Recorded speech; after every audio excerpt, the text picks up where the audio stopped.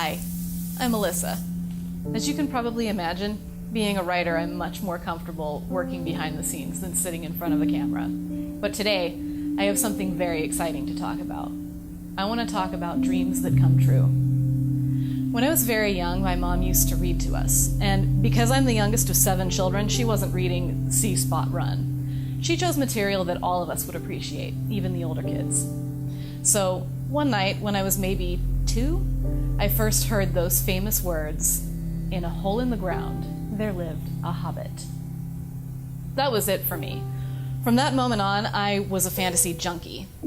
As that magical story unfolded and pulled me in ever deeper, I was filled with a sense of wonder that some person had made this, just made it up, out of nothing. And here we all were, absolutely enthralled by it.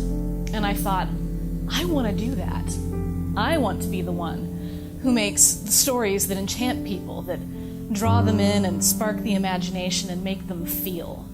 I want to will characters and other worlds into being in the minds of people who read about them. I wrote stories all through my childhood and into my young adult years. One day I knew I was going to publish some of these stories and work the same sort of creation magic on others that had so captivated me. But life happens and adulthood is demanding, especially for an autistic person. I never stopped writing and my dream of publishing never went away, but it had to wait. In 2008, as I was approaching 30 and sort of evaluating what I'd done with my life so far, I pulled out my old Asrellion stories. Why hadn't I ever published any of these, I wondered. Well, it turns out they weren't that good. I mean, the bones were good. The passion was there. The world building was solid and extensive. But the writing was a child's writing, and the characters needed to do some growing up too. The question in that moment was, should I give up on Asrellion and start something new?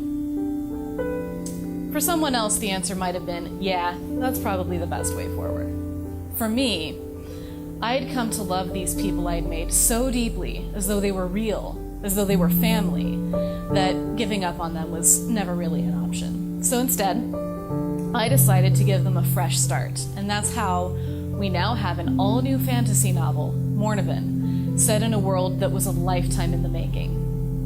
The writing took me about 6 years, crammed into the little stolen moments where life would let me do the work.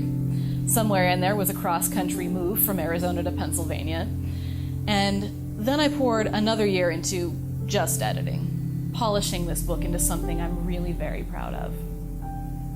When I started the submission process at that point, it quickly became clear that there are 2 facts about this novel that, together, make it a risky bet for traditional publishers. 1, it's very long. Now, I love that in a fantasy novel. My attitude is that if I'm going to bother getting involved in the history and culture of a whole new world, I want there to be enough meat on that bone to really make it worth my while. But the second fact is that I'm an unknown quantity as an author, and that makes the long genre book I'm offering to publishers kind of a hard sell. It costs a lot to print a book this size, and I don't have the name to guarantee sales, so that's a big gamble for them. And that brings me to why I'm excited to be talking to you today. It's 2018 and the face of publishing has changed. We don't have to worry the way big publishers do. By sharing the cost in manageable chunks, we can all be part of making this book happen. We have the power, you and I, to make little child Alyssa's dream finally become reality. We have the power, together, to work that creation magic and conjure a whole world into being. Will you join me in bringing Asrellion to life?